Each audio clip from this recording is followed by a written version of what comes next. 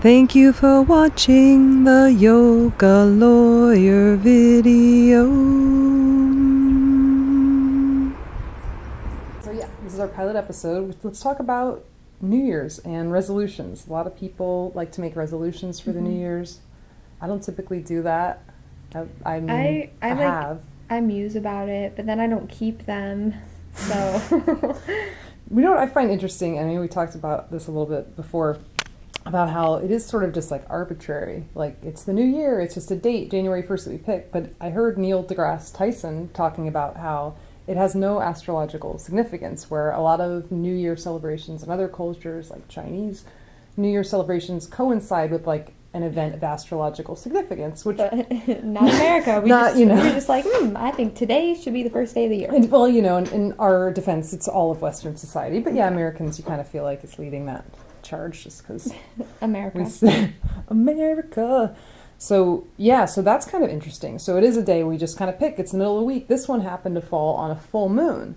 So for me, you know, coming from like the yogic perspective and thinking in terms of the moons, today, the day of the new moon, feels like a much more natural start to the new year because it's a new moon, and the new moon is when you sort of plant intentions, both literally and figuratively. It's a good time, according to the Old Farmer's Almanac, to plant seeds, and also to plant seeds or intentions for things we wish to grow. So have you made any new moon resolutions? You know, tonight I'm going to probably light a big fire.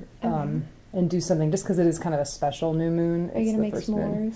Maybe make s'mores. But I do like to think of intentions more. And I did set some intentions, even though, you know, I've kind of, in theory, a little bit against the, you know, January 1st setting of resolutions. I did sort of set intentions on that date because I did feel like, wow, it is powerful that it's on this full moon. Maybe it's not the best day to plant seeds in theory.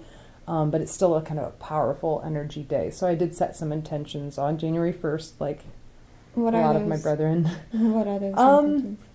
You know, I kind of just added power to the intentions I've set throughout the year. I don't know that they're a little personal, let's put it that way, I'm not sure. Okay. But like for, you know, there's a lot of seeds that I've planted, and I kind of did a whole like little ritual, and I said, let's these seeds that I planted throughout the year, I kind of even came at it that way. Rather than planting new intentions, let's just add power to the seeds I've already planted. Okay, that's good. I felt like I'd done that already. And then I did sort of set a theme for this year, and that is freedom.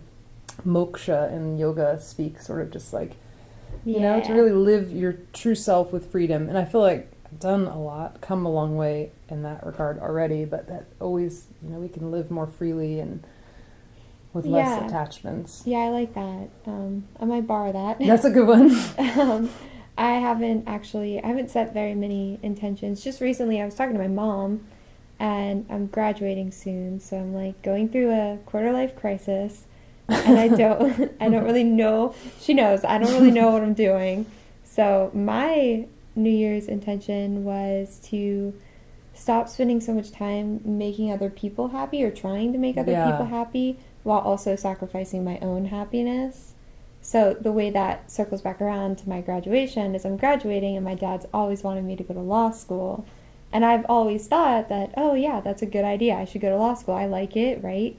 But now I'm kind of questioning if I really like it or if I just liked it because my dad liked it.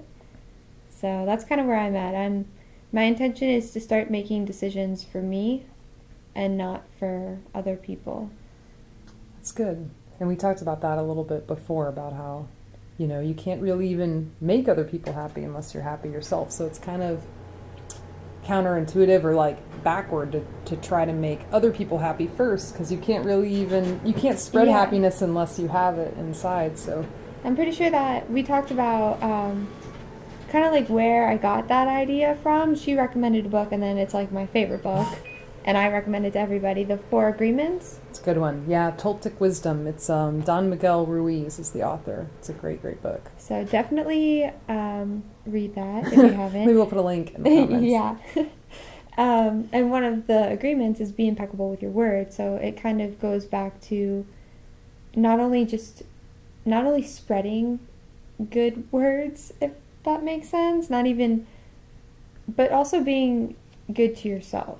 Because you can't be 100% for everybody else if you're not 100% for yourself. if that makes sense. Like, you can't give more than you have. So if I'm not completely dedicated to my decision, I can't give all of myself to that decision because it's not all there, if that makes sense. Yeah, yeah. But yeah, because being impeccable with your word doesn't just mean outward words that you speak, but also your inner dialogue, and you have to follow your own truth. And so, yeah, the only way to be able to do that is to work from the inside out, because you can't fix anything outside if there's stuff inside that needs work. So yeah, okay, well that's a good way to wrap up our first only pilot episode of the show, the Yoga Lawyer show, we're calling it right now. Yeah, I think it's good, and we post it. Yeah, We want some comments with other people's there we go. So, New Year's resolutions. Comment. Or new moon resolution. If you're making one today, it's perfect time to do it. So leave us comments and suggestions for other episodes. I think we're going to do another one next week, and we're going to talk about political leaders that don't come from the political sphere. Like, we're seeing a lot. So, like, non-politicians. In politics, and what we think of that, and what that means from a yogic perspective, too. Thank you for watching the Yoga Lawyer video.